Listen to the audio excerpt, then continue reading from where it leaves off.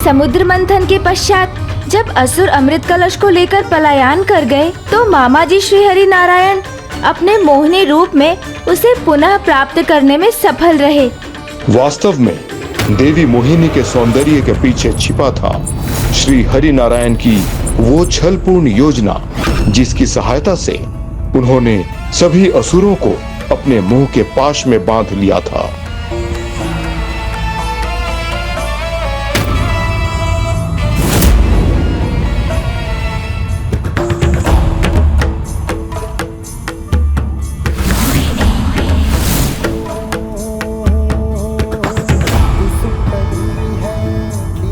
मेरे विचार से आप में से ना तो किसी ने ये अमृत पान किया है और ना ही उसे कभी देखा है।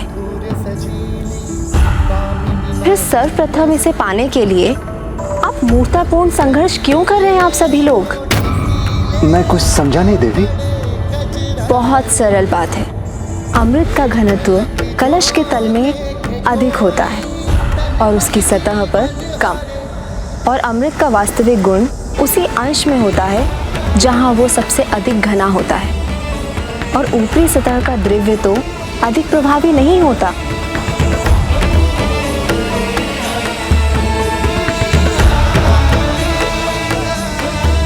उचित कह रही हूं ना? मुझे इनके शब्दों पर पूर्ण विश्वास है, इसलिए असुर राज होने के नाते मैं सभी असुरों को आदेश देता हूं कि अमृत वितरण देवताओं से आरंभ किया जाए। इस प्रकार मोहिनी अवतार के सौंदर्य से प्रभावित होकर असुरों ने उनकी समस्त अवस्थाओं को स्वीकार किया और उनके द्वारा पुनः छले गए। छल पर विजय तो छल से ही पाई जा सकती है लंकेश। किंतु नारायण भी ये भूल गए थे कि असुर भी छल में किसी से कम नहीं थे।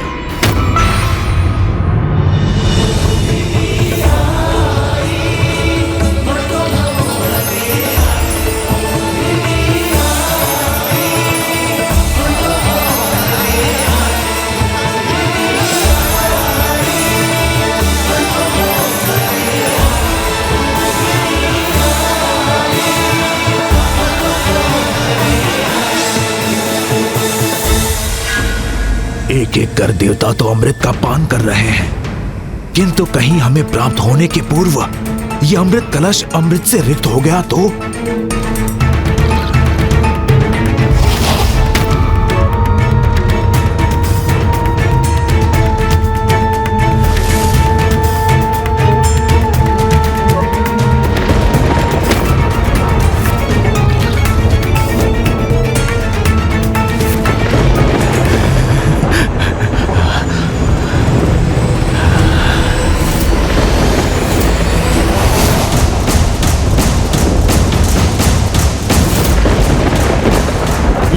ये देवता नहीं है। हाँ देवी, ये हम में से कोई देवता नहीं है।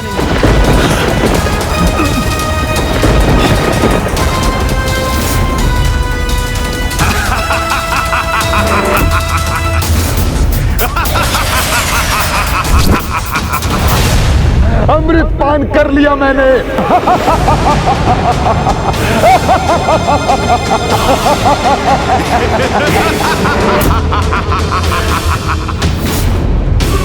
छल किया है तुमने।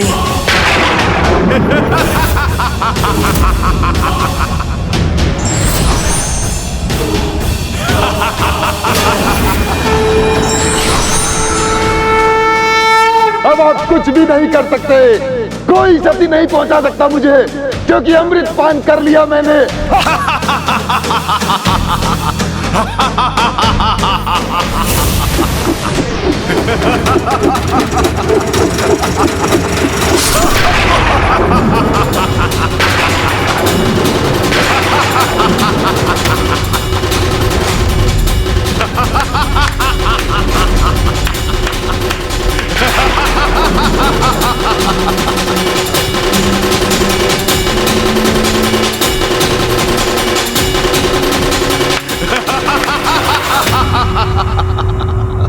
किंतु शीश विलग होने के पूर्व स्वर भानु अमृतपान कर चुका था।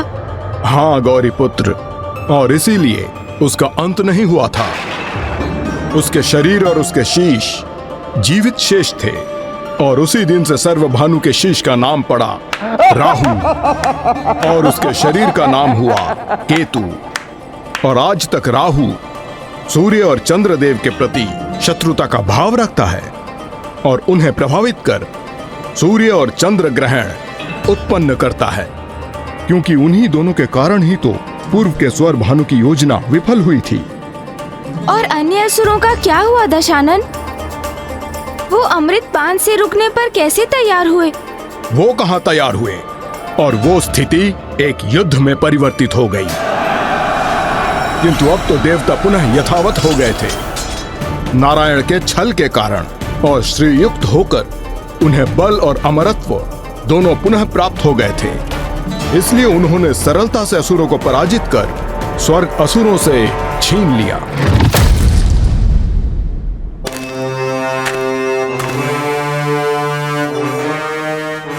नहीं, मैं अभी इस सिंहासन पर नहीं बैठ सकता।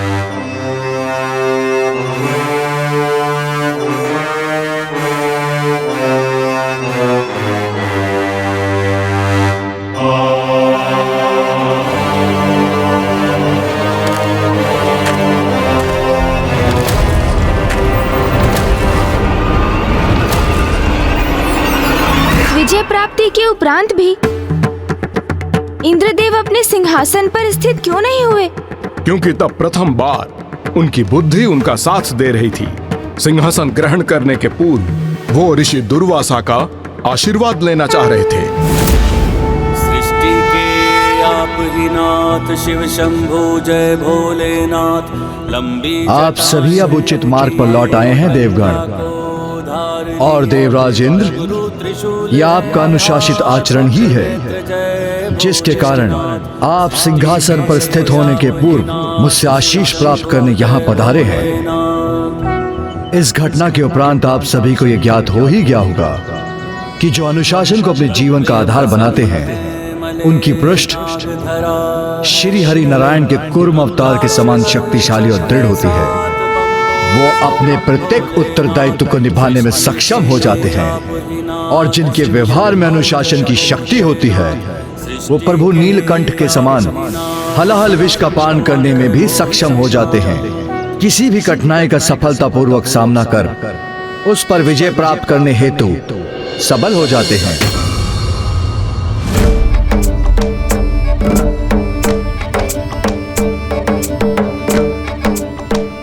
अब मेरा आशीष आपके साथ है, किंतु स्मरण रखिएगा ऐसा तभी तक रहेगा जब तक आप अनुशासन का पालन करेंगे। अद्भुत! प्रभु ऋषि दुर्वासा ने तो देवताओं को आशीष के साथ चेतावनी भी दे दी और ज्ञान भी, जिसके साथ ही उन्होंने उत्तम जीवन का एक नवीन नियम भी स्थापित किया कि अनुशासन जीवन का आधार उसकी शक्ति है, जिसके बिना कभी किसी को सफलता प्राप्त नहीं हो सकती।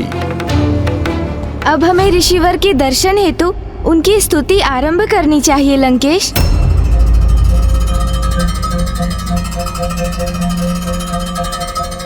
मेरा एक सुझाव है गौरी पुत्र, एक बार मैं आपको प्रभु के समस्त अवतारों की कथा सुना दूं, तब हम एक साथ ही सभी की स्तुति भी कर लेंगे। मुझे ऐसा आभास हो रहा है लंकेश, जैसे आपको भी भय है कि कहीं प्रभु ऋषि दुर्वासा आपको कोई कठोर शाप ना दे दें। नहीं गौरी पुत्र। किंतु आप क्यों चिंता करते हैं, क्योंकि आपने तो उनकी कथा ही सुनाई है। कोई भूल कहाँ की है जो आप उनके शाप के भागी बनेंगे? हाँ, सर्वथा उचित कहा आपने गौरी पुत्र। मैंने कोई भूल कहाँ की है। उचित है फिर तो प्रभु की स्तुति आरंभ करते हैं। हाँ, किंतु आइए ना लंकेश।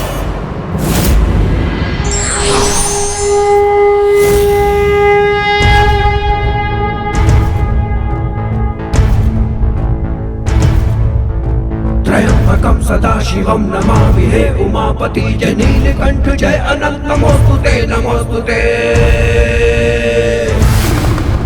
हो भोलेनाथ भक्तों के हो कष्ट से निवारते, ये सृष्टि सारी संकटों से शिव ही है उबारते। ओम नमः शिवाय, ओम नमः शिवाय, ओम नमः शिवाय, ओम नमः शिवाय, ओम नमः शिवाय, ओम नमः शिवाय, ओम नमः शिवाय। त्र्यंबकं सदाशिवं नमामि है उमापति, जय नीलकंठ जय अनंत नमोस्तुते नमोस्तुते। हो भोलेनाथ भक्तों के हो कष्ट से निवारते, ये सृष्टि सारी संकटों से शिव ही है उबारते।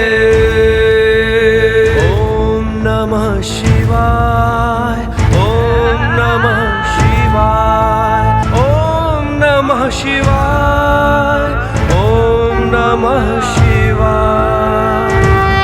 प्रणाम प्रभु। मेरा भी प्रणाम स्वीकार कीजिए प्रभु। कल्याण हो।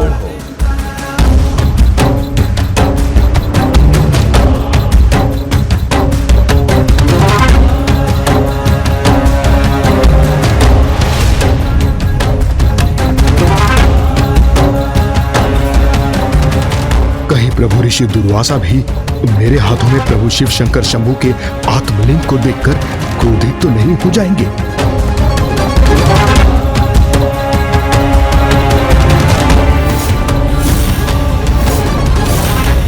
लंकेश, आप तो स्वयं को प्रभु महादेव के महंतम भक्त मानते हैं, जिसने स्वयं प्रभु से उनके आत्मलिंग प्राप्त किया। फिर अनुशासन प्रियता का उदाहरण प्रस्तुत कर अपनी भक्ति का प्रमाण दीजिए मुझे। जब तक मैं और मेरे शिष्य नर्मदा नदी से पावन स्नान कर लौटते हैं, तब तक आप मेरे और मेरे सहस्त्र शिष्यों के लिए भोजन की व्यवस्था कीजिए।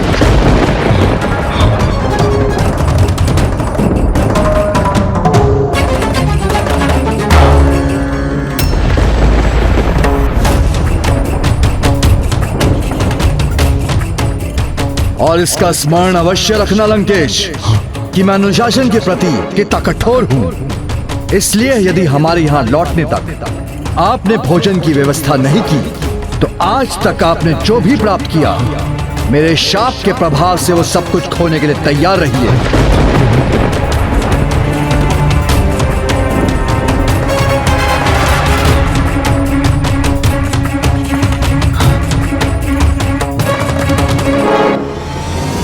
और इसका स्मरण अवश्य रखना लंकेश कि मैं अनुशासन के प्रति कितना कठोर हूं। इसलिए यदि हमारे यहाँ लौटने तक आपने भोजन की व्यवस्था नहीं की, तो आज तक आपने जो भी प्राप्त किया, मेरे शाप के प्रभाव से वो सब कुछ खोने के लिए तैयार रहिए। इस निर्जन वन और अल्प समय में प्रभु ऋषि दुर्वासा और उनके 1 सहस्त्र शिष्यों के लिए भोजन की व्यवस्था मैं कहां से करूंगा? किंतु ऋषिवर और उनके शिष्य यहाँ अतिथि के रूप में पधारे हैं, इसीलिए अतिथि सत्कार के नियम का पालन करने हेतु आपको ये कार्य तो संपन्न करना ही होगा लंकेश। गौरी पुत्र, यहाँ तो मेरे पास यही फल हैं जो मैंने प्रभु के आत्मलिंग पर अर्पित किए थे। यदि मैंने ऋषिवर और उनके शिष्यों के भोज हेतु इन फलों का उपयोग भी किया, तो भी मैं उन सभी को एक छोटा सा भी भाग प्रस्तुत नहीं कर सकूंगा गौरी पुत्र। और यदि मैं एक छोटा सा भी अंश प्रस्तुत करने में सफल भी हुआ, तो भला उससे किसका उदर भरेगा? किंतु आपको ऋषिवर की इच्छा पूर्ति हेतु भोजन प्रस्तुत करने का कोई उपाय तो करना ही होगा, अन्यथा यदि आपने उनका क्रोध जागृत किया तो उसका परिणाम क्या होगा, इसकी कल्पना तो आप स्वयं कर लीजिए लंकेश। गौरी पुत्र सत्य कह रहे हैं। प्रभु ऋषि दुर्वासा का क्रोध तो कदाचित मुझे भस्म ही कर देगा। क्या ये सर्वथा असंभव कार्य नहीं सौंप दिया? प्रभु शिव के अवतार ऋषि दुर्वासा ने मुझसे ऐसा निवेदन कर ये कैसी यंत्रणा दे रहे हैं मुझे? नहीं नहीं लंकेश, ये यंत्रणा नहीं, मात्र आपके आराध्य के अवतार का एक छोटा सा अनुरोध है। आपके अनुसार ये छोटा सा अनुरोध है, तो उस अनुरोध को पूर्ण करने में आप ही मेरी सहायता कीजिए ना गौरी पुत्र। आप तो विघ्न हरता हैं, सभी के विघ्न हरते हैं, तो मेरा भी ये विघ्न हर दीजिए ना। हे गजानन, आप तो संसार के समस्त संकट हरने का सामर्थ्य रखते हैं। समुद्र मंथन के समय भी आपकी ही पूजा से वो मंथन संभव हो सका था। इसलिए मेरी भी आपसे प्रार्थना है कि आप ही मुझे इस विपत्ति से उभारिए। मुझ पर कृपा कर यहाँ भोजन का प्रबंध करवा दीजिए। हमारे संवाद में इतनी बार भोजन शब्द का उच्चारण हुआ तो मुझे भी भूख का आभास होने लगा है लंकेश। भूख।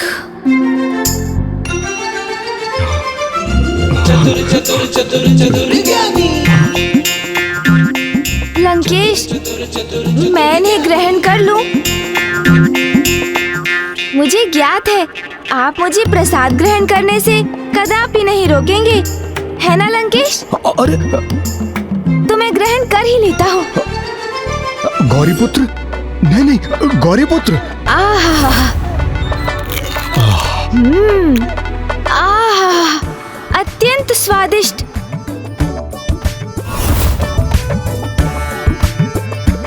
गौरी पुत्र, ये कैसा अन्याय है गौरी पुत्र। यहाँ मैं आपसे विनती कर रहा हूँ और आप स्वयं अपना ही उदर भर रहे हैं। अनुपम स्वाद है इनका। रुक जाइए गौरी पुत्र, रुक जाइए। गौरी पुत्र रुक ही नहीं रहे हैं। अब क्या करूं? गौरी पुत्र, भोजन की व्यवस्था करने के विपरीत आपने तो उसे ही अपना आहार बना लिया जो मेरे पास था। अति उत्तम। ये कैसी सहायता की आपने गौरी पुत्र? जैसे आप तो यही कामना कर रहे हैं कि मैं ऋषिवर दुर्वासा के प्रचंड क्रोध का भागी बनूं। कुछ भी शेष नहीं रहा। यहाँ निकट में जो भी था वो एकत्र कर लाया था मैं। फिर अब मैं भोजन की व्यवस्था कैसे करूं? अब प्रभु ऋषि दुर्वासा के शाप से मेरी रक्षा कैसे होगी? और वो आएंगे तो मैं? आएंगे नहीं लंकेश, वो तो आ गए हैं।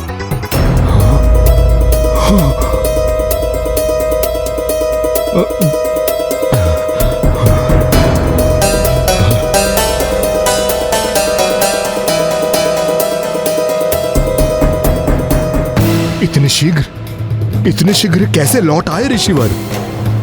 अब दंड स्वरूप उनका शाप पाने के लिए तैयार हो जाइए लंकेश।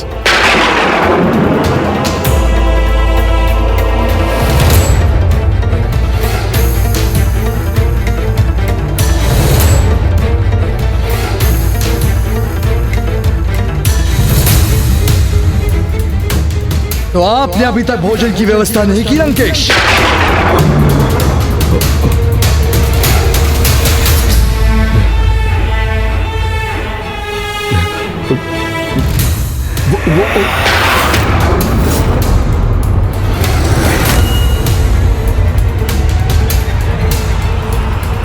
वैसे भी हमारा उधर भर चुका है और तृप्त होने के उपरांत मात्र स्वाद हेतु भोजन करना अन्न का अपमान है, जो कभी किसी को नहीं करना चाहिए। अर्थात आपको भोजन की कोई इच्छा नहीं है प्रभु? नर्मदा नदी में पूजा करते समय हमें ऐसा आभास हुआ जैसे स्वयं ब्रह्म स्वरूप प्रभु ने तृप्त होकर हमें भी तृप्त कर दिया हो। और सत्य तो यह है कि हमारी जीवा पर अभी भी इस वन के फलों का स्वाद है।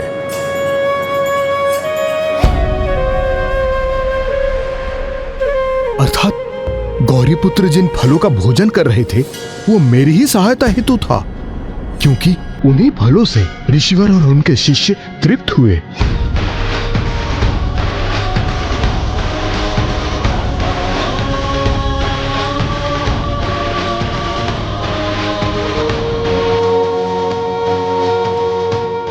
तो ये सब पार्वती नंदन गणेश जी की ही कृपा है।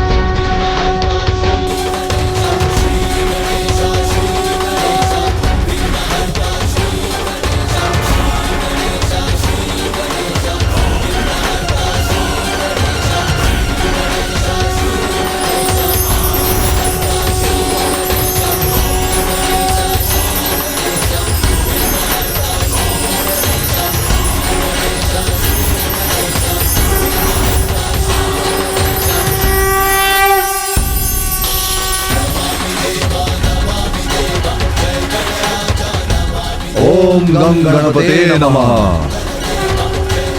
ओम गं गणपते नमः।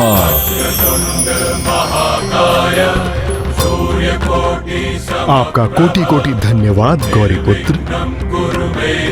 फल आपने ग्रहण किए, उधर प्रभु ऋषि दुर्वासा और उनके शिष्यों का भरा, और रक्षा मेरी हुई।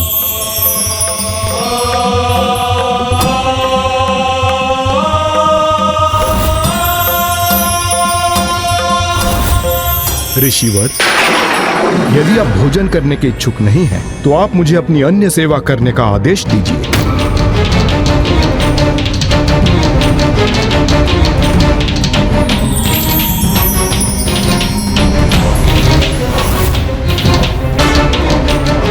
मेरे द्वारा प्रभु के दर्शन में व्यवधान उत्पन्न किया लंकेश ने।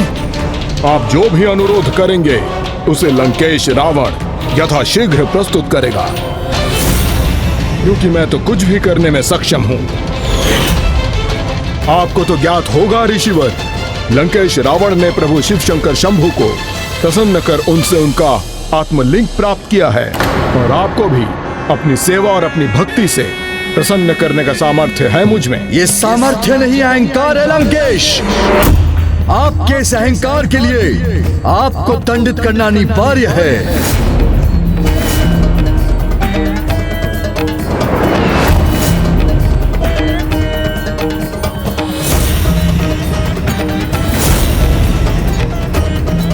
तो क्या ऋषिवर मुझे शापित करने जा रहे हैं?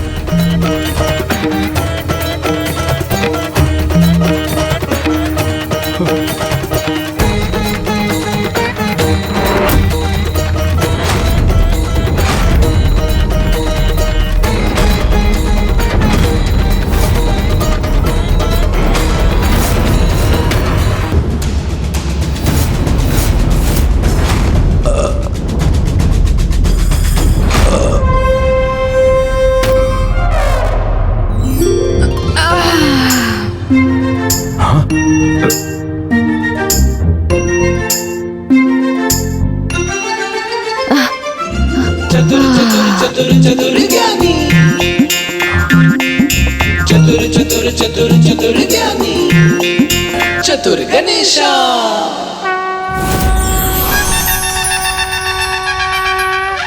वैसे तो मेरे क्रोध से सदा संसार का कल्याण ही हुआ है, किंतु जब स्वयं प्रभु महागणाधिपति जी यहाँ उपस्थित हैं, तो फिर इस अवस्था में मेरे किसी हस्तक्षेप का भला क्या औचित्य है?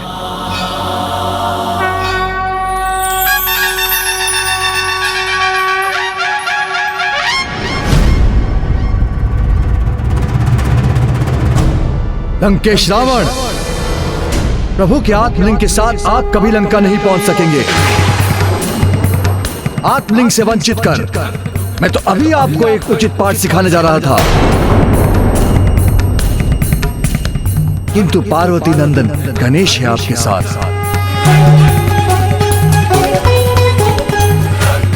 मात्र इसीलिए मैं आपको नहीं रोक रहा हूं।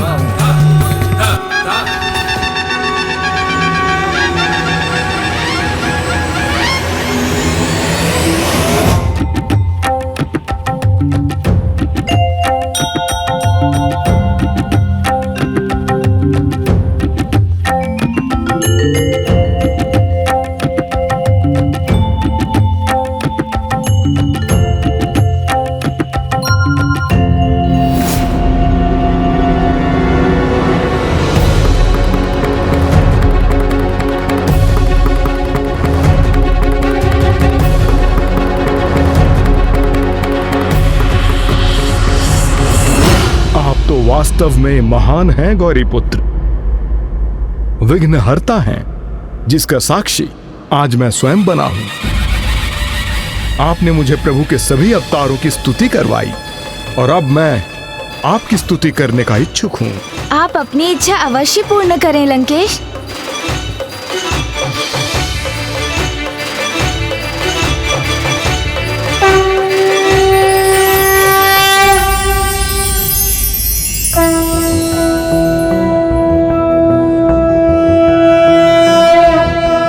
प्रणम्यं शिरसा देव गौरीपुत्रं विनायकं भक्तावासं स्मर नित्यं आयुः कामार्थसिद्धये प्रथमं वक्रतुण्डं च एकदन्तं द्वितीयकं तृतीयं कृष्णं पिङ्गाक्षं गजवक्त्रं चतुर्थकं लम्बोदरं पंचमं च षष्ठं विकटमेव च सप्तमं विघ्नराजेन्द्रं धूम्रवर्ण तथाष्टकं नवमं भालचन्द्रं च दशमं तु विनायकम् एकादशं गणपतिं द्वादशं तु गजाननम्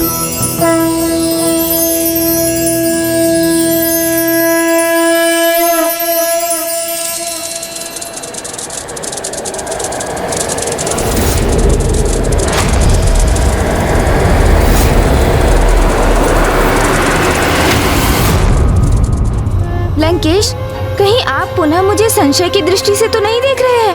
नहीं नहीं गौरीपुत्र, ये सत्य है कि संपूर्ण समय मैं आप पर संदेह करता रहा, इसका विचार करता रहा कि आप मेरे समर्थन में हैं भी अथवा नहीं।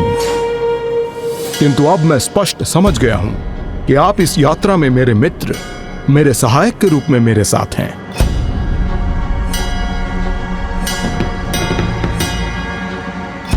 आज का दिवस ढलने में अधिक समय शेष नहीं है गौरीपुत्र, किंतु आज मैं सूर्यास्त के पूर्व प्रभु के आत्मलिंग के साथ लंका अवश्य पहुंचूंगा। ऋषि दुर्वासा का वचन कदापि सत्य नहीं होगा, फिर भले ही कोई भी मेरे समक्ष ही क्यों ना आ जाए। ये वचन आप नहीं, आपका अहंकार बोल रहा है लंकेश, और अहंकार तो सदा ही विनाशकारी होता है।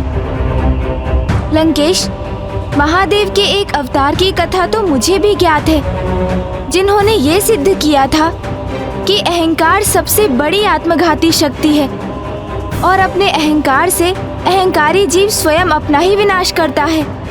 हाँ गौरीपुत्र, ये तो प्रभु अवधूत की कथा है, जिनके क्रोध से तो इंद्रदेव के अस्तित्व पर ही संकट उत्पन्न हो गया था।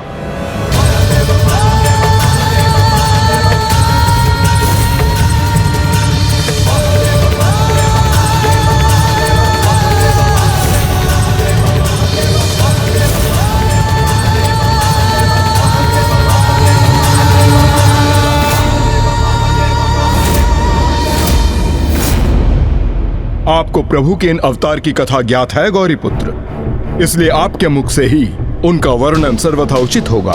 प्रभु के इन अवतार की कथा तो मैं सुनाऊंगा।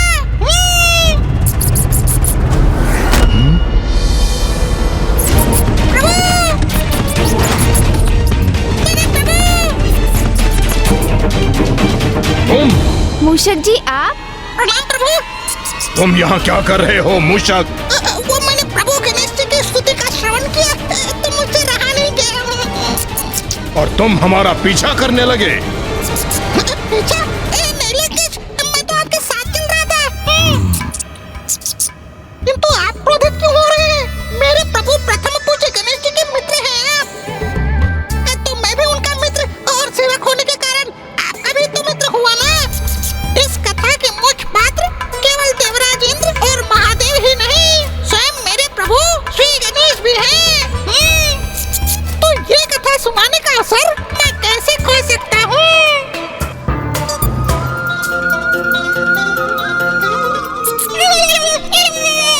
उचित है मूषक जी, आप ही हमें ये कथा सुनाइए। अवश्य प्रभु। तो सुनिए, समुद्र मंथन से देवी लक्ष्मी के पुनः लौटने के पश्चात श्री हरि नारायण और देवी लक्ष्मी का पुनर्विवाह होने जा रहा था और उनके विवाह की संपूर्ण तैयारी भी हो गई थी।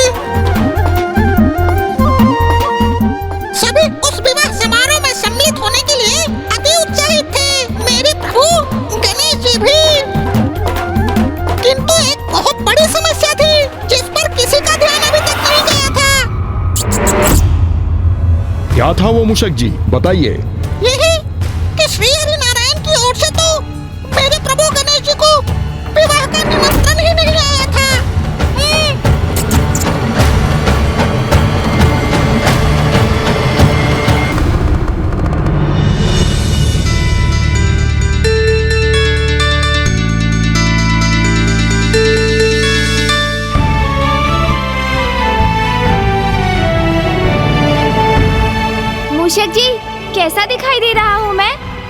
मामा श्री हरिनारायण के विवाह में मैं सर्वाधिक सुंदर प्रतीत होऊंगा अथवा नहीं? आप तो जिन भी वस्त्रों को धारण करते हैं सर्वथा अद्भुत ही प्रतीत होते हैं प्रभु। मूषक जी, आप बोल कुछ और रहे हैं और आपके भाव कुछ और दर्शा रहे हैं। मुझे बताइए ना, तो क्या मैं कोई अन्य वस्त्र धारण करूं? आप अत्यंत मनभावन प्रतीत हो रहे हैं। अब 50वीं बार नवीन परिधान धारण करने की क्या आवश्यकता है प्रभु? हाँ, आप ये उचित कह रहे हैं कि शुभ अवसर पर लाल अथवा पीला वस्त्र ही धारण करना चाहिए और मुझे तो इन लाल वस्त्रों में ही जाना चाहिए। बस अब उत्तम आभूषण भी धारण कर लेता हूँ।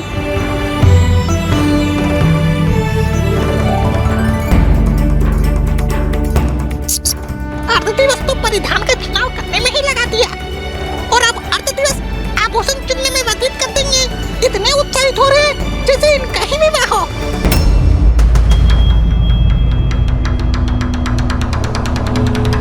और इन्हें तो श्री हरि नारायण के विवाह का निमंत्रण भी नहीं आया। अब कैसा दिखाई दे रहा हूँ मैं मूषक जी? वाह, अत्यंत अद्भुत। ओह, मामा जी के वस्त्र। प्रभु, आप ही तो उनका चुनाव करने वाले थे। वो तो मैं कर भी चुका हूँ। मैंने स्वयं अपने लिए भले ही वस्त्र चुनने में अत्यधिक समय बिताया, किंतु मामा जी का परिधान तो मैं पूर्व में ही निर्धारित कर चुका हूँ। मामा जी तो वही वस्त्र धारण कर विवाह के मंडप पर जाएंगे। आप स्वयं देख लीजिएगा मूषक जी।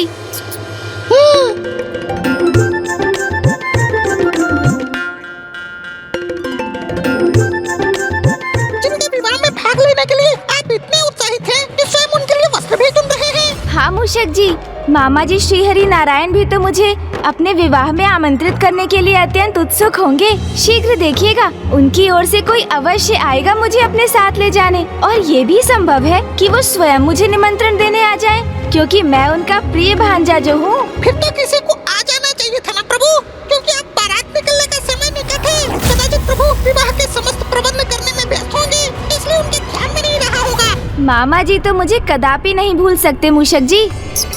हाँ, ये संभव है कि वो मेरे विशेष स्वागत की तैयारी कर रहे हो। क्यों ना हम ही एक कार्य करें, विवाह की तैयारियों में उनका कार्यभार घटाने के लिए हम ही वहाँ चलते हैं। और वैसे भी मुझे शीघ्र जाकर मामा जी को उनके विवाह के वस्त्र प्रदान करने हैं। उचित है, मैं तो मात्र इतना चाहता हूँ प्रभु के मन को कोई ठेस न पहुँचे और सब वैसा ही हो जैसा वो सोच रहे हैं।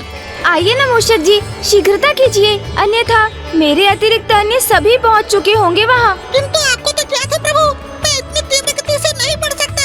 इसलिए यदि आप वास्तव में चाहते हैं कि आपके द्वारा चुने गए वस्त्र प्रभु श्री नारायण को समय पर प्राप्त हो जाए, तब तो आपको शीघ्रता से बारात में भाग लेने पहुँचने का कोई अन्य उपाय ढूंढना होगा प्रभु। एक उपाय सूझ गया मुझे। देवराज इंद्र तो अवश्य विवाह में आमंत्रित होंगे और उसमें भाग लेने जा ही रहे होंगे, तो मैं उन्हीं के पास संदेश भिजवा देता हूँ कि वो मुझे भी अपने साथ ले चले। यहाँ प्रभु सब कुछ भूलकर अपने मामा जी के विवाह में भाग लेने के लिए अति आतुर थे, और वहाँ देवराज इंद्र अभी प्रभु ऋषि दुर्वासा से प्राप्त सीख और दंड को भूलकर एक नवीन भूल करने के लिए तत्पर थे।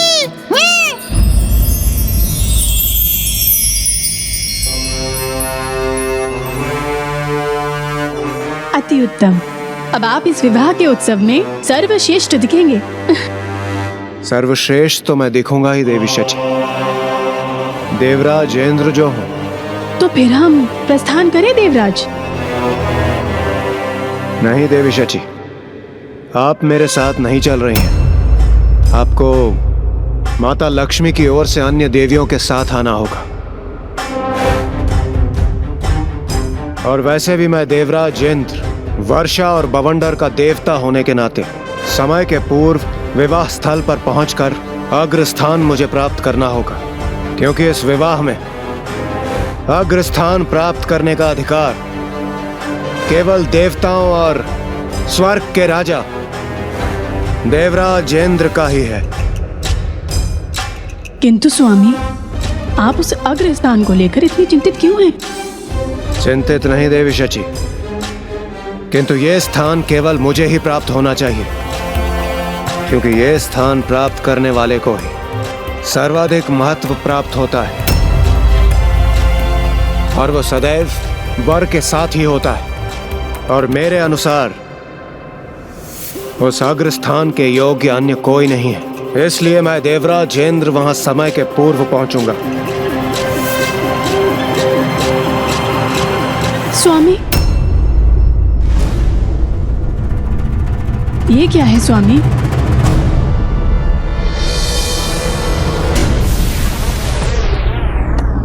प्रतीत होता है किसी का संदेश है।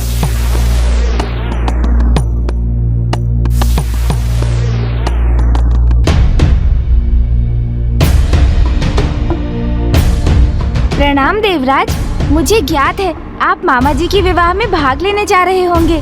कैलाश आपके मार्ग में ही है, इसलिए मैं आपसे अनुरोध करता हूँ कि आप मुझे अपने साथ ले चलें।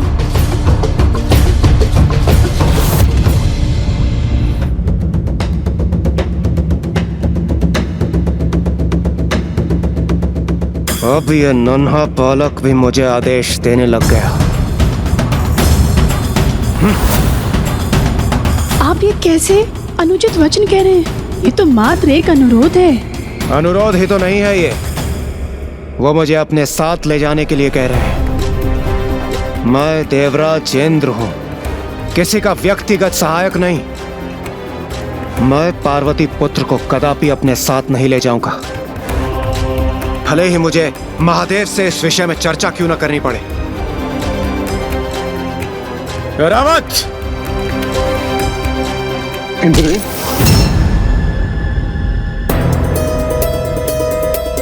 ये क्या हुआ देवराज को? मेरे प्रवेश करने पर उन्होंने मुझे प्रणाम तक नहीं किया।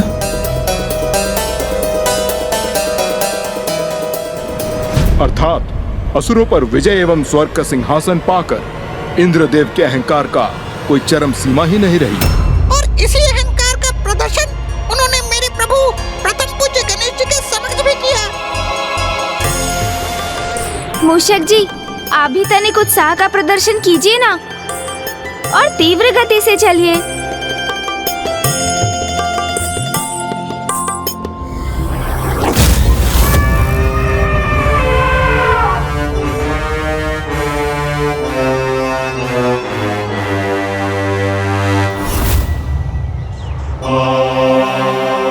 रावत, अपनी गति और बढ़ाओ।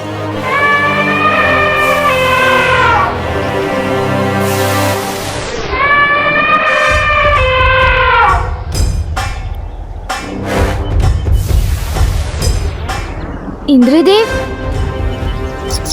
देखा प्रभु, सर्वप्रथम आपके संदेश की उपेक्षा की देवराज ने, और अब आपकी भी उपेक्षा कर रहे हैं। आपकी ओर देखा तक नहीं उन्होंने प्रभु। तो अब देख लेंगे मूषक जी। इंद्रदेव, रुकिए इंद्रदेव। देवराज,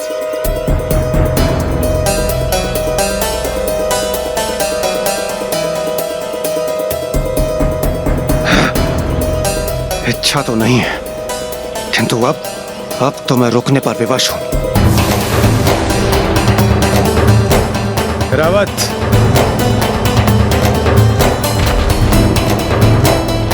मैं वहां जितनी शीघ्र पहुंचने का प्रयास कर रहा हूं, पार्वती नंदन मुझे उतना ही विलंब करवा रहे हैं।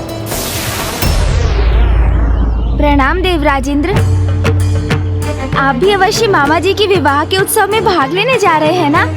हाँ गौरी पुत्र, और मैं तनिक भी विलंब नहीं करना चाहता, क्योंकि बारात निकलने में बस कुछ ही समय शेष है। देवराज इंद्र, मैंने आपको एक संदेश भेजा था, कदाचित वो आपको प्राप्त ही नहीं हुआ। मैं तो आपके साथ वहाँ जाने का इच्छुक हूँ, तो आप भी मुझे अपने वाहन ऐरावत जी पर अपने साथ ले चलिए ना। इससे मैं भी वहाँ समय पर पहुँच जाऊंगा। संदेश नहीं, आदेश था वो। देवराज इंद्र हूँ मैं, किसी बालक के आदेश के अधीन नहीं हूँ। और वैसे भी क्यों ले जाऊं मैं आपको अपने साथ? गजमुख को गज पर आरूढ़ कर अपने साथ ले जाऊंगा तो सभी मेरा उपहास करेंगे। जिस उपहास का पात्र बनना मुझे कदापि स्वीकार नहीं। क्या हुआ देवराज, आप संकोच में क्यों पड़ गए? आप मुझे अपने साथ ले चलिए ना देवराज इंद्र। पार्वती नंदन, आपको अपने साथ ले चलने का स्थान कहाँ है मेरे पास? आपके भार से वैसे भी ऐरावत की गति धीमी पड़ जाएगी और मैं वहां तनिक भी विलंब से नहीं पहुंचना चाहता, सबसे पूर्व पहुंचना चाहता हूं। और वैसे भी देवराज इंद्र हूं मैं और मेरा वाहन कोई सार्वजनिक वाहन नहीं है और एक राजा को राजा की ही भांति वहां प्रवेश करना चाहिए। देवराज मेरे प्रभु का अपमान कर रहे हैं। किंतु देवराज, मुझे शीघ्र ही वहां पहुंचना है ताकि मैं मामा श्री हरिनारायण के लिए चुने हुए वस्त्र उनको दे सकूं। इस बालक को देवराज पद की गरिमा समझ नहीं आएगी, इसलिए इसे व्यर्थ में ही वार्तालाप बढ़ाने का कोई औचित्य नहीं है। ऐरावत,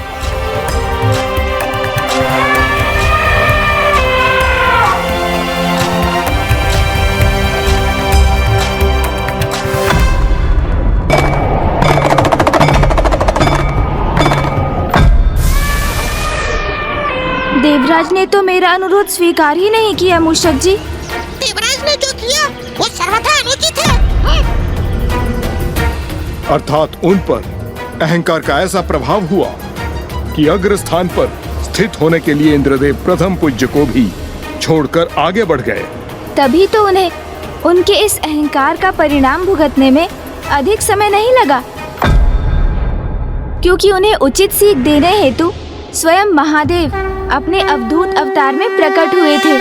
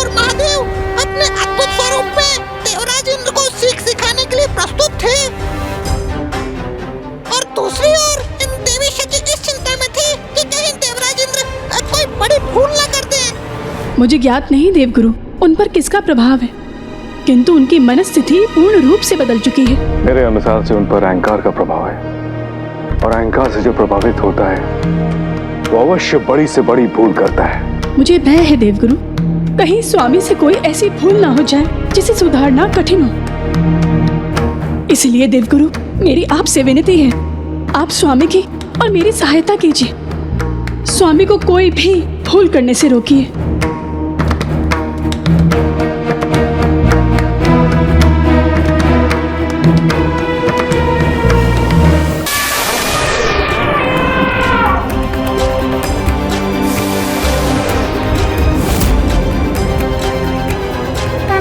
ये कौन है मेरे मार्ग में?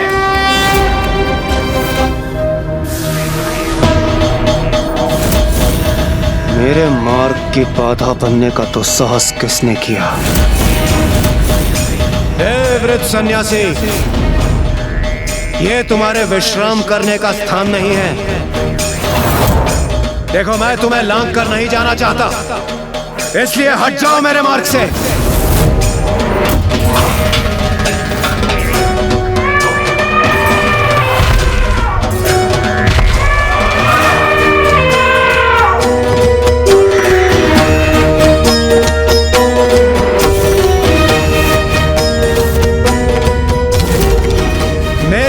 की गर्जना तुम्हारे कर्णों में ना पड़े, असंभव है ये।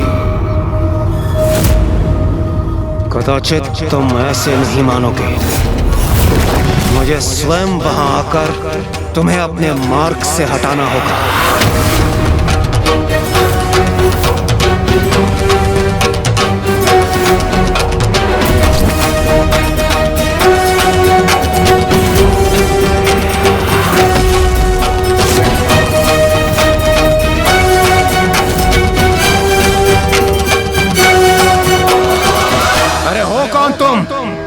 जो मेरे मार्ग में स्थित हो, उठो और हटो यहाँ से। यदि मेरा क्रोध जागृत हो गया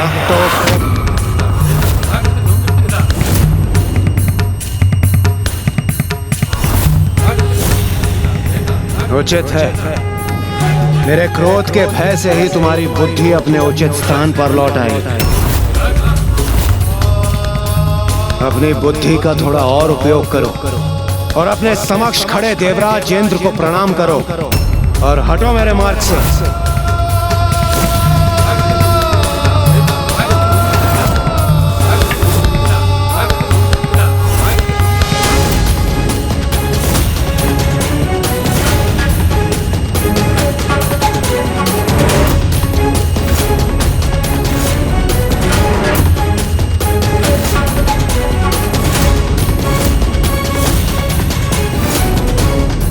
शिष्टाचार का भी ज्ञान नहीं है क्या तुम्हें? मेरे समक्ष झुककर खड़े होने के स्थान पर तुम मुझसे दृष्टि मिलाने का साहस कर रहे हो। प्रतीत होता है मुझसे दंडित हुए बिना तुम मानोगे नहीं।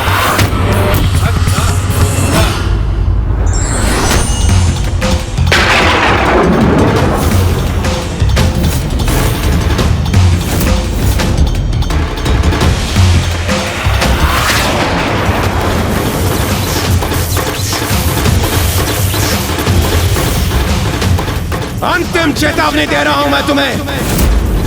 अपना परिचय दो मुझे और क्षमा याचना करो मुझसे, अन्यथा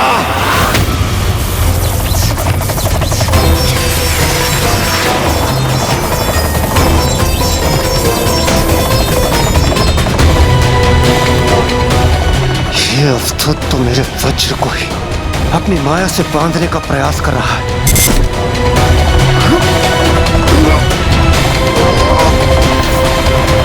कौन हो तुम जो भी हो, बहुत बड़ी भूल कर रहे हो। देवाधिपति देवराज इंद्र से उलझकर। कौन से इंद्र हैं आप? असंख्य इंद्र हुए और मिट भी गए।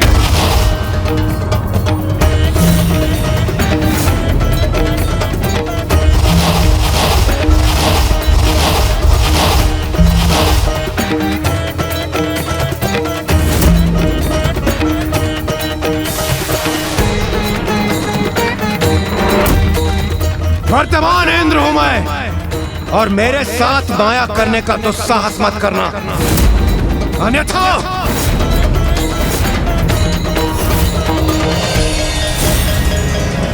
रावत, मेरे साथी, मेरे वाहन,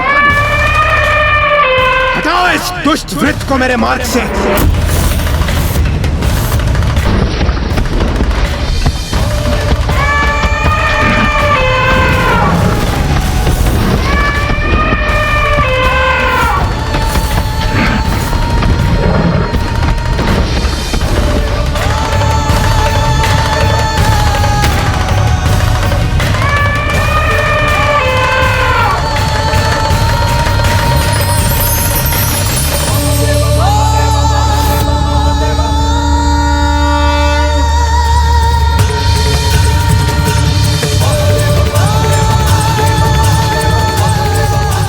ये तुम जिस भी माया का प्रयोग कर रहे हो, उसके प्रभाव से भी तुम मुझे नहीं रोक सकते।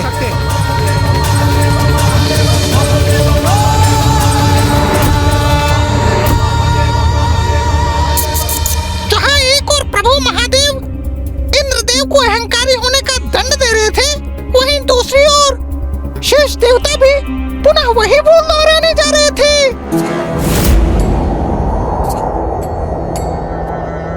आप चिंता मत कीजिए मूषक जी, मैं तो समस्त देवताओं को अत्यंत प्रिय हूँ और जब सभी देवता इसी मार्ग से जाएंगे तो मैं उनमें से किसी के साथ अवश्य चला जाऊंगा। ये कहकर आप मुझे सांत्वना दे रहे हैं प्रभु, अथवा स्वयं को? आज आप इस प्रकार नकारात्मकता के सागर में क्यों डूबे हुए हैं मूषक जी? वो देखिए वरुण देव, वो अपने वाहन मगर पर आरूढ़ होकर इसी दिशा में बढ़े आ रहे हैं। वो अवश्य मुझे अपने साथ ले जाएंगे। प्रणाम वरुण देव, मुझे भी अपने वाहन मगर पर आरूढ़ कर अपने साथ ले चलिए। क्योंकि मेरे मूषक जी की गति थोड़ी मध्यम है, इसलिए उनके साथ जाने में मुझे विलम्ब हो जाएगा और मैं प्रभु श्री हरि नारायण को उनके वस्त्र नहीं दे सकूंगा। कितना विशालकाय उदर है इनका। यदि ये मेरे साथ विवाह उत्सव में जाएंगे तो सर्वप्रथम भोजन ही करना आरंभ कर देंगे। मेरा भी मान भंग होगा। इनके साथ आने से मेरे मगर की गति भी क्षीण हो जाएगी और मैं अग्रस्थान प्राप्त करने के लिए भी वहाँ उचित समय पर नहीं पहुँच सकूंगा। वरुण देव भी प्रभु को अपनी स्वीकृति नहीं दे रहे हैं। क्या हुआ वरुण देव, आप किस विचार में डूब गए? गणेश जी, मैं अपने मगर को लेकर विचार मग्न था। वो तो अपने शरीर से इतने दुर्बल है, फिर वो आपका भार कैसे संभाल सकेंगे? मुझे क्षमा कीजिए पार्वती नंदन, और वैसे भी वहां मुझे शीघ्र पहुंचना है। किंतु आप निराश मत होइए पार्वती नंदन, अभी वायुदेव अपने 12 सिंगा मृग पर आरूढ़ होकर शीघ्र ही यहाँ से जाने वाले हैं। वे अपने साथ आपको अवश्य ले जाएंगे। मुझे विलंब हो रहा है, मुझे आज्ञा दीजिए गणेश जी। वरुण देव स्वार्थी भी है और चतुर भी।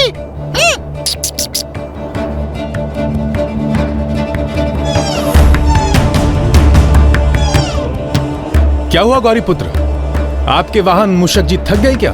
नहीं नहीं वायुदेव, मूषक जी की गति थोड़ी मध्यम है और मुझे मामा जी को विवाह हेतु वस्त्र प्रदान करने शीघ्र पहुंचना है।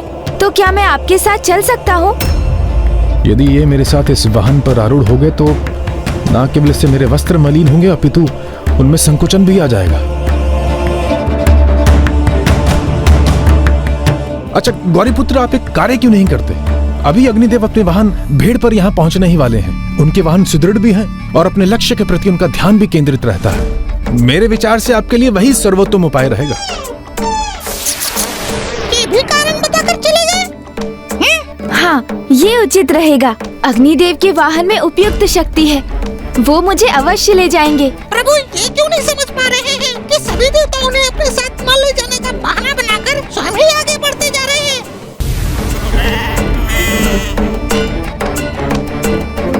प्रणाम गणेश जी। ये क्या, ये तो प्रस्थान कर रहे हैं। अग्निदेव, मुझे ज्ञात है आप शीघ्रता में हैं, किंतु क्या आप कृपया मुझे अपने वाहन पर साथ ले चलेंगे? मुझे शीघ्र वहां पहुंचकर मामा जी श्री हरि नारायण को ये वस्त्र देने हैं, जो मैंने विशेष रूप से उनके विवाह हेतु चुने हैं। इनकी इस सूंड और इतने विशाल करने के साथ यदि मैं वहां पहुंचूंगा तो मेरी ओर भला कौन देखेगा? और इतने महान उत्सव में क्या मेरे मान को क्षति नहीं पहुंचेगी?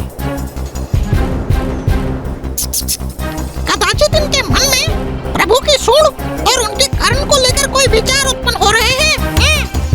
अन्य सभी देवताओं के समान अब तो आप भी किसी विचार में खो गए अग्निदेव। क्या आपके वाहन में भी हम दोनों के भार को वहन करने की क्षमता नहीं? वास्तव में मैं तो यही विचार कर रहा था कि मेरा वाहन सबल तो है, किंतु मेरा कम और आपका अधिक भार भी ले सकते हैं।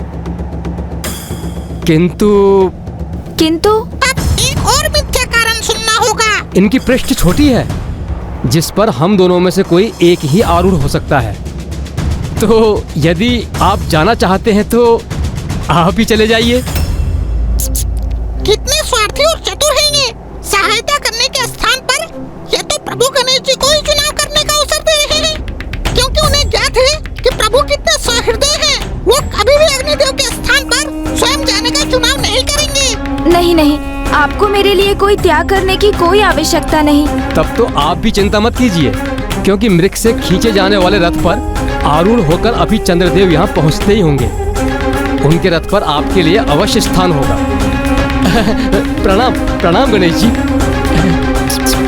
आपको अपने देवताओं से आशा है प्रभु।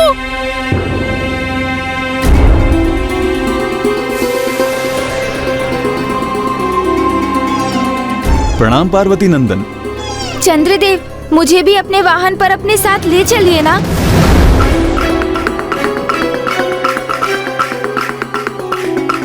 गणेश जी ने तो अब चंद्र को ही अपने अनुचित आग्रह के लिए रोक लिया है। कहीं ये हमसे भी इन्हें अपने साथ ले चलने का अनुरोध न कर दें। मैं आपको निराश नहीं करना चाहता गौरीपुत्र। मेरे रथ पर भी स्थान है, किंतु मेरे वाहन चिंकारा मृग आपका भार संभाल नहीं सकेंगे और मेरा रथ यही धरा का धरा रह जाएगा। मुझे क्षमा करें गौरीपुत्र। चलिए। इससे पूर्व की शेष देवगणों की भांति गणेश जी हमें भी साथ लेकर चलने का कहकर हमें बाध्य कर दें। उचित तो यही होगा कि हम अपनी दिशा ही परिवर्तित कर दें।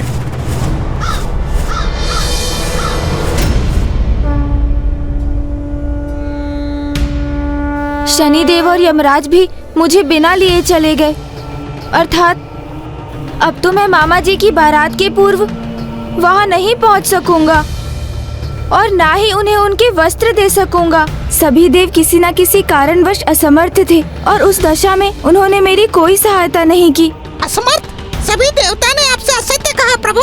असत्य कहा? किंतु क्यों? उनकी दृष्टि में आप उनके समान नहीं है प्रभु। उनके अनुसार जिस प्रकार आप दिखते हैं वो आपको अपने साथ विवाह में नहीं ले जाना चाहते, इस भय से कि कहीं आपके कारण उनका सम्मान कम न हो जाए प्रभु। और उनका आपके बारे में ऐसा सोचना आपका अपमान है जो मैं कदापि सहन नहीं कर सकता।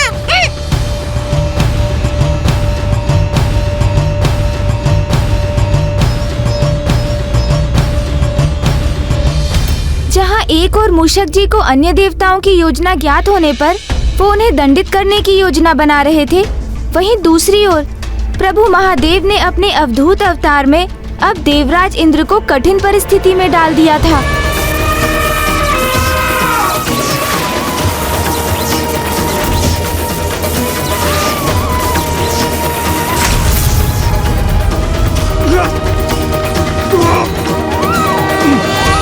मैं अपने वज्र को संभाल क्यों नहीं पा रहा हूँ? इस अवधूत ने अब यह कैसी माया की है मेरे वज्र पर, जो इसका भार निरंतर बढ़ता ही जा रहा। इसे संभाल पाना मेरे लिए दुष्कर क्यों होता जा रहा?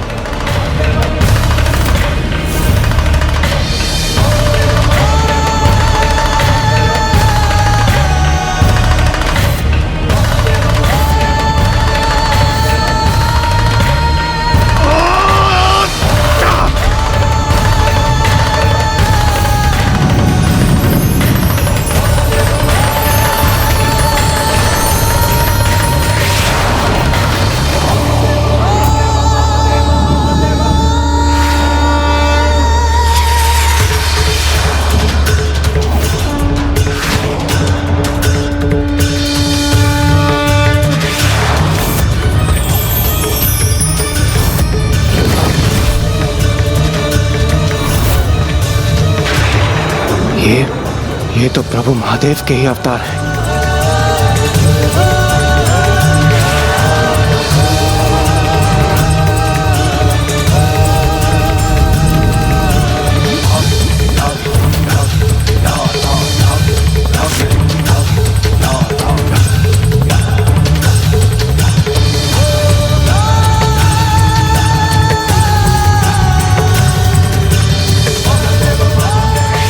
हे करुणा निधान, दया कीजिए प्रभु।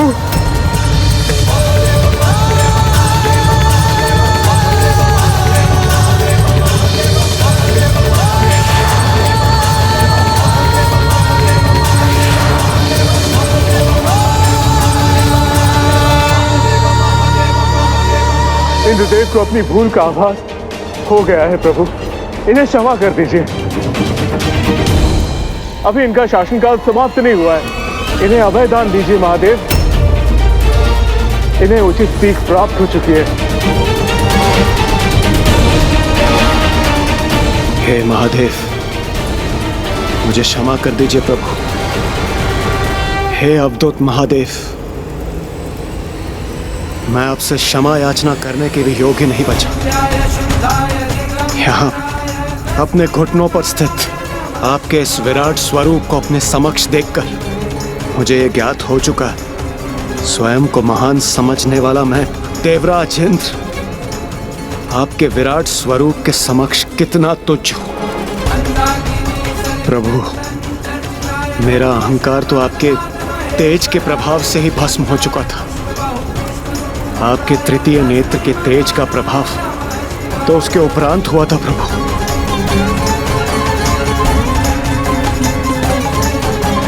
देवराज इंद्र, आप इस अवस्था में मात्र आपके अहंकार के कारण है। अहंकार के वश में आकर जो अपमान आपने प्रथम पूज्य देवता विघ्नहर्ता श्री गणेश का किया है वो सर्वथा अनुचित था और इसी कारण आपको यह दंड दिया जाना भी आवश्यक था।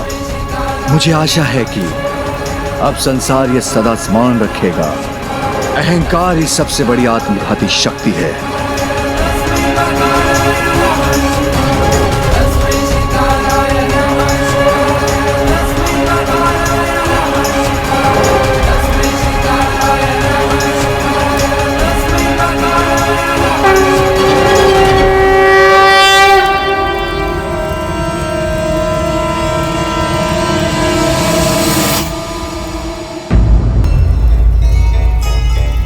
देवराज इंद्र, आप इस अवस्था में मात्र आपके अहंकार के कारण हैं। अहंकार के वश में आकर जो अपमान आपने प्रथम पूज्य देवता विघ्नहर्ता श्री गणेश का किया है वो सर्वथा अनुचित था और इसी कारण आपको यह दंड दिया जाना भी आवश्यक था।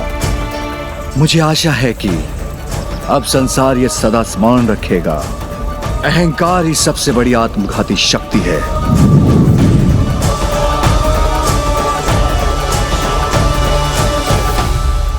किंतु उस तेज का क्या हुआ जो प्रभु शिव शंकर शंभु के नेत्रों से प्रवाहित हुआ था? ऐसे तेज को अपने भीतर समाहित करने की क्षमता तो मात्र समुद्र देव में ही थी, इसलिए प्रभु ने उसे समुद्र की दिशा में ही भेजा था, जिससे कुछ समय उपरांत जलंधर का जन्म हुआ।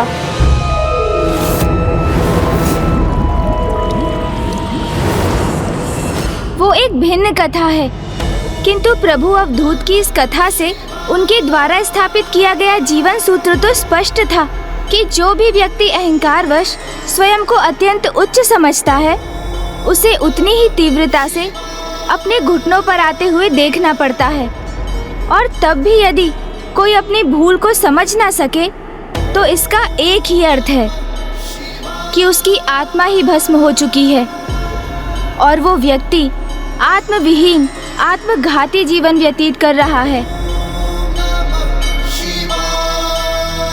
तो आइए अब हम प्रभु अवधूत की स्तुति कर उनके दर्शन की कामना करें। गौरीपुत्र नहीं,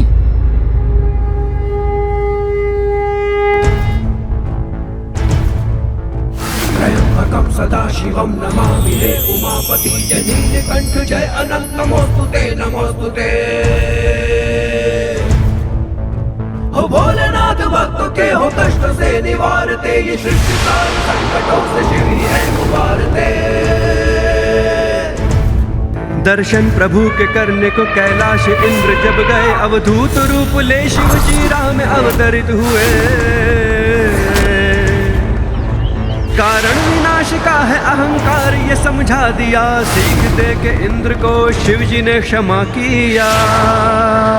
ओम नमः शिवाय, ओम नमः शिवाय, ओम नमः शिवाय, ओम नमः शिवाय, ओम नमः शिवाय, ओम नमः शिवाय, ओम नमः शिवाय, ओम नमः शिवाय।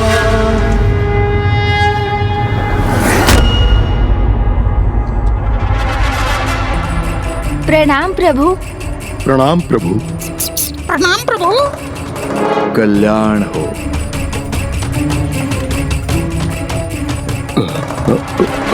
नागेंद्रहाराय त्रिलोचनाय भस्मांगरागाय महेश्वराय नित्याय शुद्धाय मैं तो इनकी दृष्टि से प्रभु के आत्मलिंग को छिपा रहा था, किंतु ये तो स्वयं ही प्रभु अवधूत के समक्ष आ गया। सत्य सदैव उजागर हो जाता है लंकेश, वो कभी छिपा नहीं रहता। अहंकारी को उसका अहंकार उसकी वास्तविकता से परिचित कराता है, जिसके परिणाम स्वरूप कुछ ऐसे अहंकारी होते हैं जो उचित सीख प्राप्त कर स्वयं में परिवर्तन ले आते हैं, किंतु कुछ किसी भी सीख को प्राप्त करने में अक्षम रहते हैं और पूर्ण रूप से स्वयं पर अहंकार का प्रभाव होने देते हैं और शीघ्र आपको भी दोनों में से किसी एक पथ का चुनाव करना होगा लंकेश।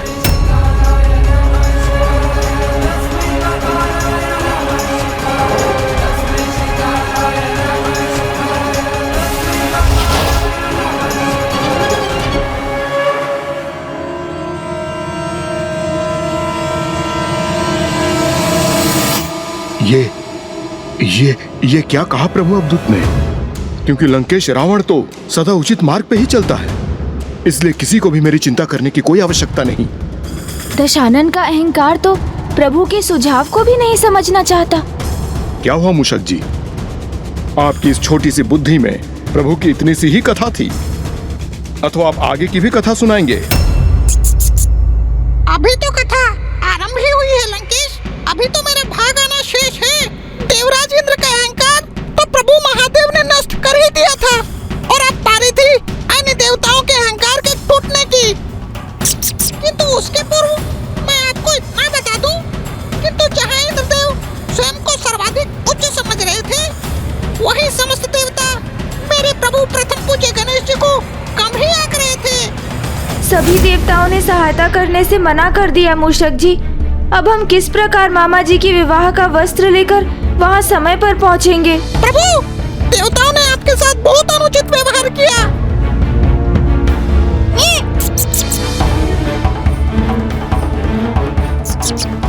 इन्होंने मेरे प्रभु का अपमान किया है, इसलिए अब वहाँ पहुँचकर भी न तो किसी को अग्र स्थान प्राप्त होगा और न ही प्रभु श्री हरि नारायण की औलाद ही आगे बढ़ सकेगी।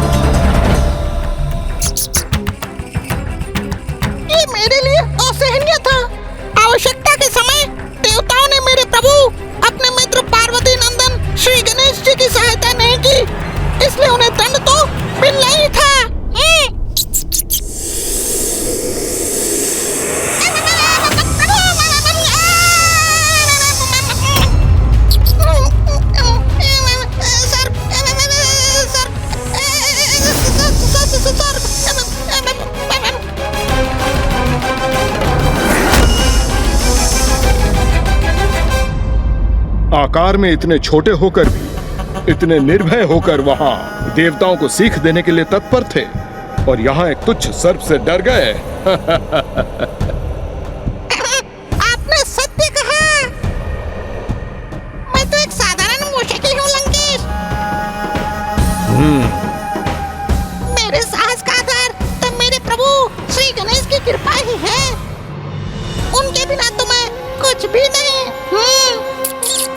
तो अवश्य इसके पीछे गौरी पुत्र की ही लीला थी, है ना?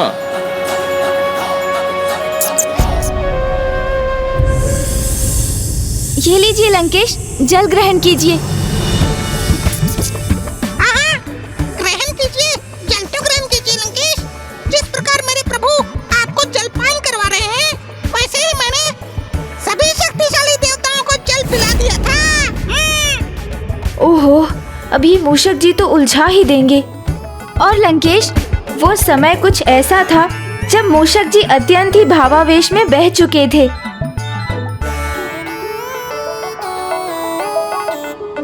किसी भी सीमा तक जाने के लिए तैयार थे।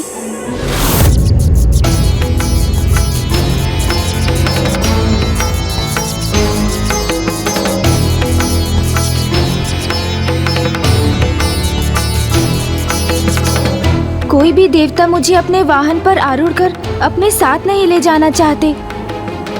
ये मूषक जी अन्य मूषकों के साथ क्या करना चाहते हैं? मेरे प्रभु, अब आपको चिंतित होने की तनिक भी आवश्यकता नहीं।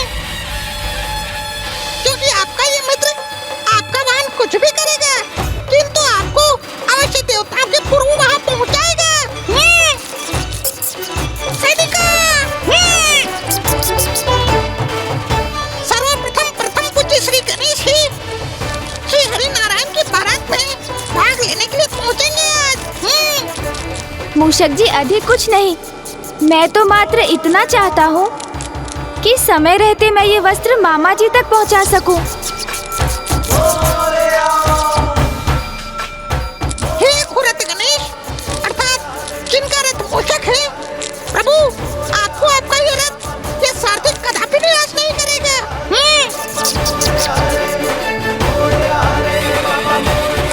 जय श्री गणेश, जय श्री गणेश, जय श्री गणेश।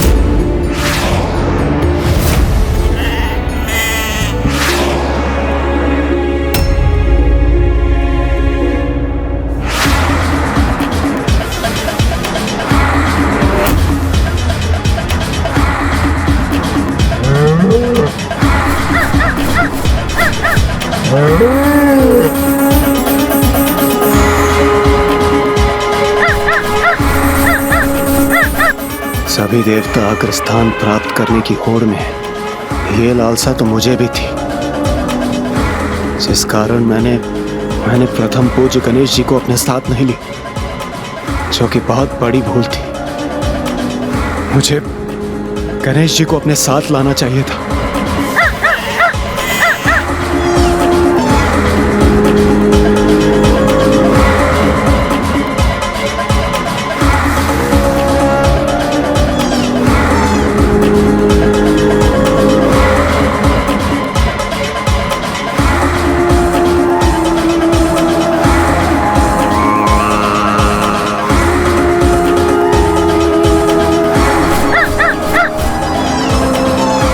ये तो उचित हुआ जो मैं गणेश जी को अपने साथ लाने पर विवश नहीं हुआ, अन्यथा मैं सभी देवताओं से पिछड़ जाता।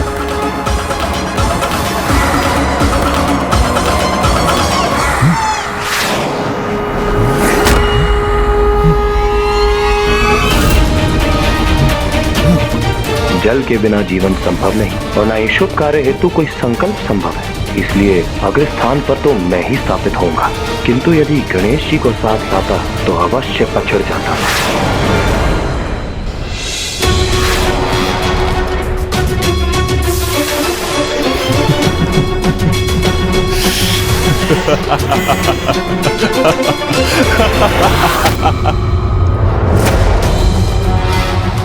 चंद्र के बिना रात्रि में प्रकाश नहीं होता, सागर के जल में संतुलन नहीं रहता, इसलिए अग्रस्थान तो मेरा ही होना चाहिए। किंतु यदि गणेश जी मेरे साथ होते तो मैं अवश्य पिछड़ जाता।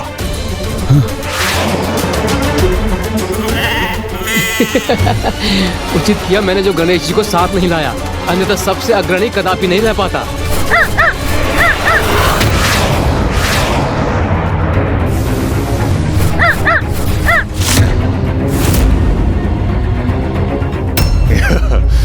मैं यम जीवन और मृत्यु का निर्धारक हूं, तो अग्रस्थान पर मुझे ही होना चाहिए, और इसी कारणवश मैं गणेश जी को वहीं छोड़कर आगे बढ़ गया।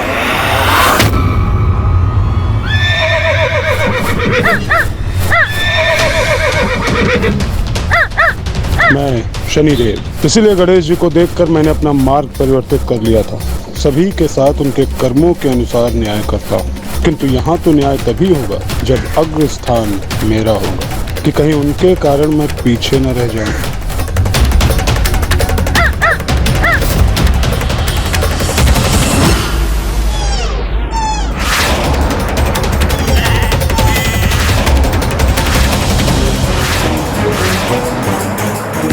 इन सभी देवताओं से भी जो दोष हो रहा है, कहीं उसका भी परिणाम वैसा ना हो जैसा मेरा हुआ।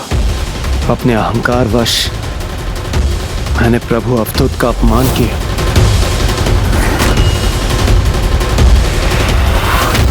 जिस कारण मुझे अपने घुटनों पर आने के लिए विवश होना पड़ा। नहीं, मुझे देवताओं को सावधान करना होगा। रावत,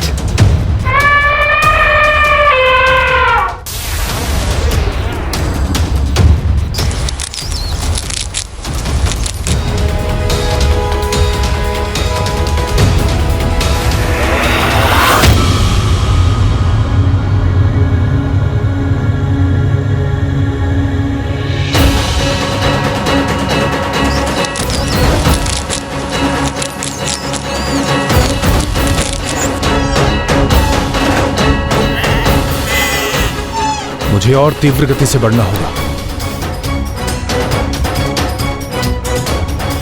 वायुदेव मुझसे आगे रहे, ये उचित नहीं है। मैं अपनी गति और बढ़ा दूंगा।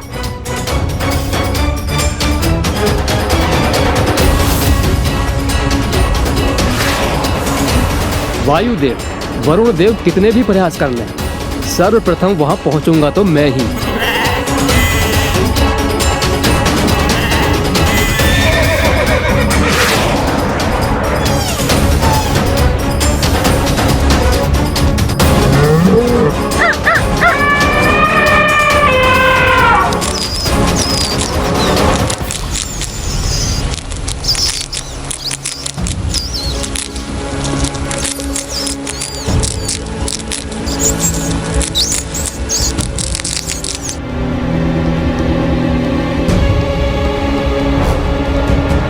मगर जी, बस एक छलांग और लगाइए तो हम वायुदेव से आगे पहुंच जाएंगे।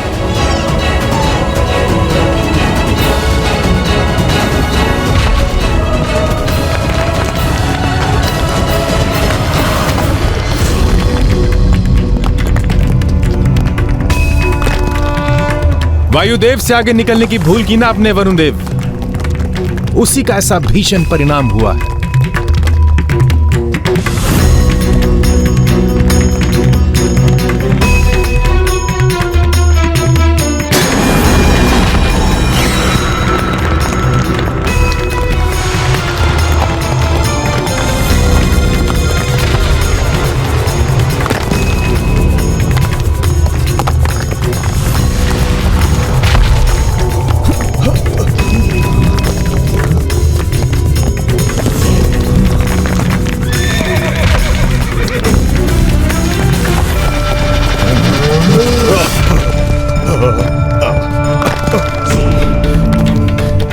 ये क्या? अब तो मेरे आगे की भूमि भी धंसती जा रही है।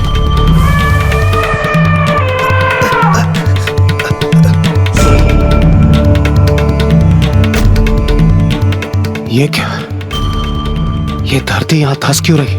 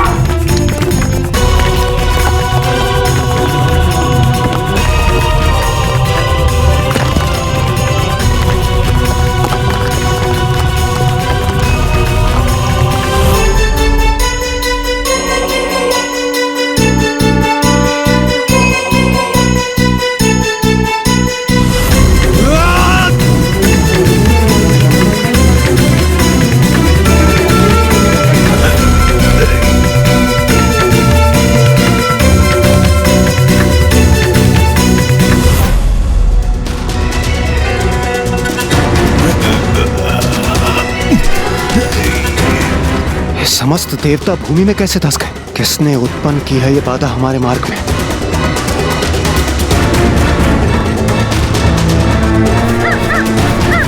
कदाचित आज न्याय होगा और मैं ही पहुंचूंगा सर्वप्रथम प्रभु श्री हरि के निकट।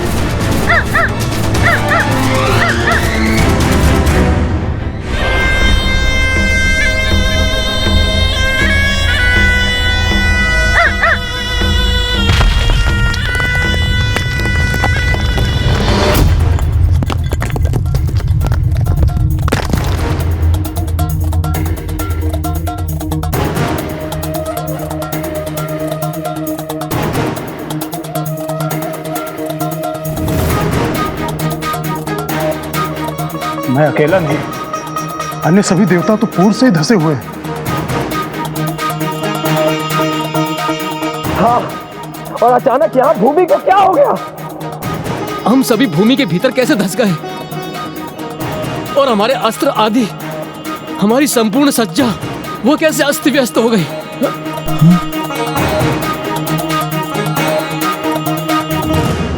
अब हम इस अवस्था में श्रीहरि विष्णु की बारात में भागीदार कैसे बनेंगे?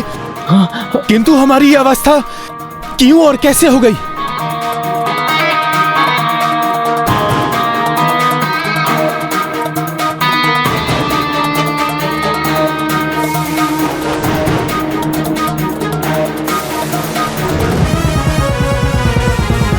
मेरी मूषक सेना ने देवताओं को उचित सीख दे दी है। अब वो कभी मेरे प्रभु का अनादर नहीं करेंगे। अब उन्हें आभास होगा कि प्रथम पूज्य श्री गणेश जी का अनादर करके उन्होंने कितनी भारी भूल की है।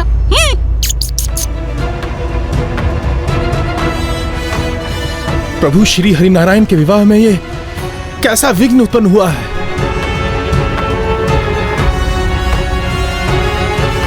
स्वयं को एक दूसरे से अधिक सुंदर प्रदर्शित करने की स्पर्धा में और अग्रस्थान प्राप्त करने की लालसा में हमने इस अग्रस्थान के वास्तविक अधिकारी विघ्नहर्ता प्रथम पूज्य गणेश जी को ही अपने साथ नहीं लिया।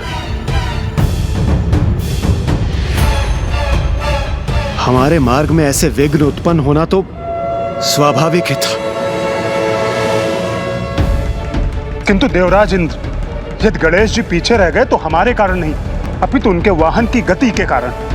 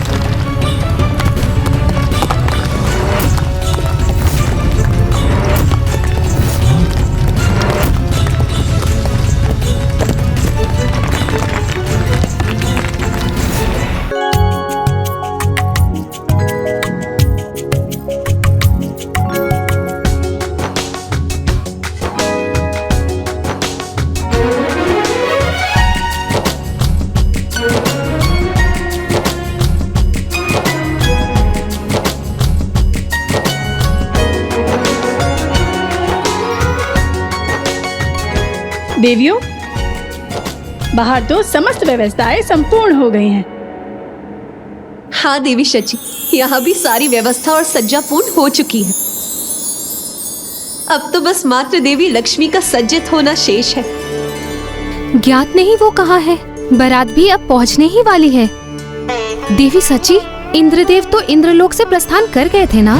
देवराज इंद्र, आप भी मुझे अपने वाहन ऐरावत जी पर अपने साथ ले चलिए ना। पार्वती नंदन, आपको अपने साथ ले चलने का स्थान कहाँ है मेरे पास? और वैसे भी देवराज इंद्र हूँ मैं, और मेरा वाहन कोई सार्वजनिक वाहन नहीं है।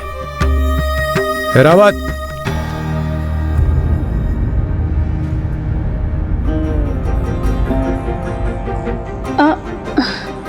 मुझे तो देवगुरु बृहस्पति जी ने यही सूचना दी थी, किंतु देवी लक्ष्मी वो कहाँ है? कहाँ है देवी लक्ष्मी?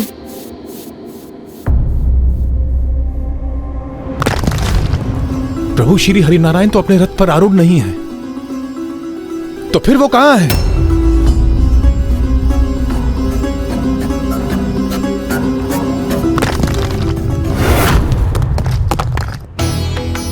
एक ओर तो सभी देवता भूमि में धसे हुए थे और दूसरी ओर ना ही श्री हरिनारायण का पता था और ना ही देवी लक्ष्मी का। तो वो दोनों थे कहां? जहां उन्हें होना चाहिए था।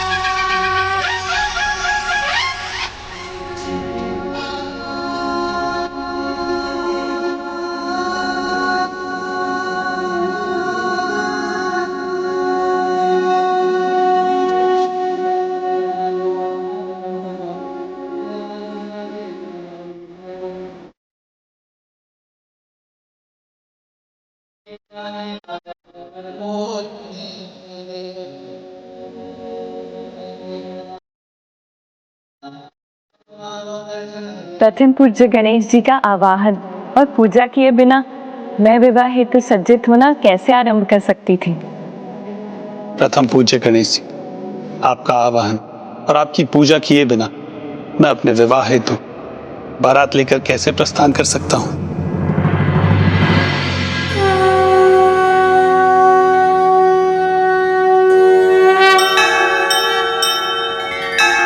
हे हेरम्ब त्वमेव हि ह्यम्बिकात्रयम्बकात्मज सिद्धिबुद्धिपते त्रयक्ष लक्ष्यलाभ पितुः पितः नागस्यं नागहारं त्वां गणराजं चतुर्भुजं भूषितं स्वायुधोतव्यः पाशाङ्कुशपरश्वतः आवाहयामि पूजार्थं रक्षार्थं च मम कृतः इह गत्य गृहाण त्वं पूजां यागं च रक्ष मे।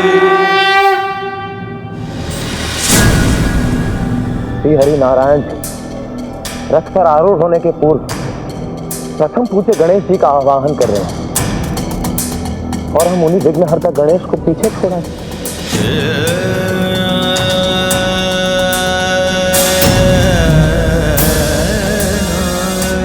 मुझे भी अपने वाहन मगर पर आरूढ़ कर अपने साथ ले चलिए। वो तो अपने शरीर से इतने दुर्बल है, फिर वो आपका भार कैसे संभाल सके? मुझे क्षमा कीजिए पार्वती नंदन। मैं तो आपके साथ वहाँ जाने का इच्छुक हूँ। देवराज इंद्र हूँ मैं और मेरा वाहन कोई सार्वजनिक वाहन नहीं है। गणेश जी के निवेदन को अस्वीकार किया हमने, इसलिए हम इस अवस्था में पहुंचे जिससे हम अपना बचाव कर रहे थे। चंद्रदेव, मुझे भी अपने वाहन पर अपने साथ ले चलिए ना। गणेश जी के आकर्षण एवं रूप पर संदेह प्रकट किया, इसलिए ना तो हम विवाह में जाने हेतु आकर्षित रहे और ना ही हमें अग्रस्थान प्राप्त हुआ।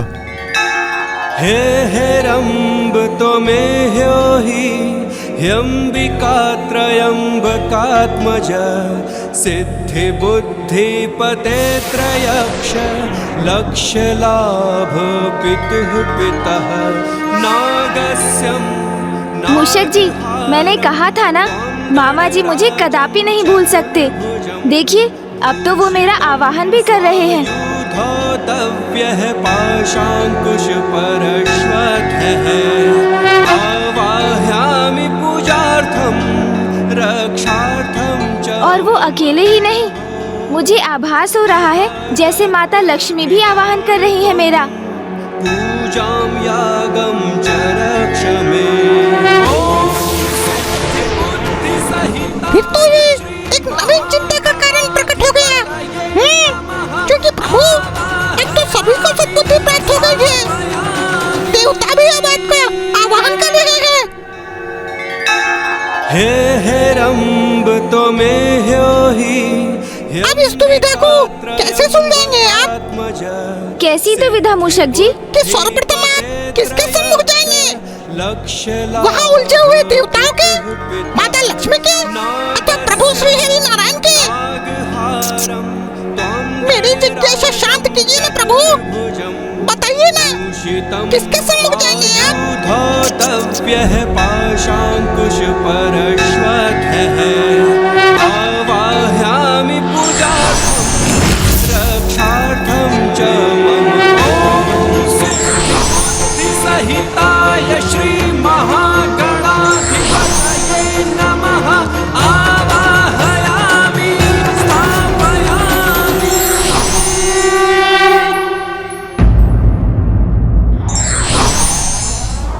उत्तरदायित्व कभी व्यक्ति की क्षमता देखकर नहीं आता, किंतु जब आता है तो व्यक्ति को अपनी क्षमता सिद्ध कर देनी चाहिए।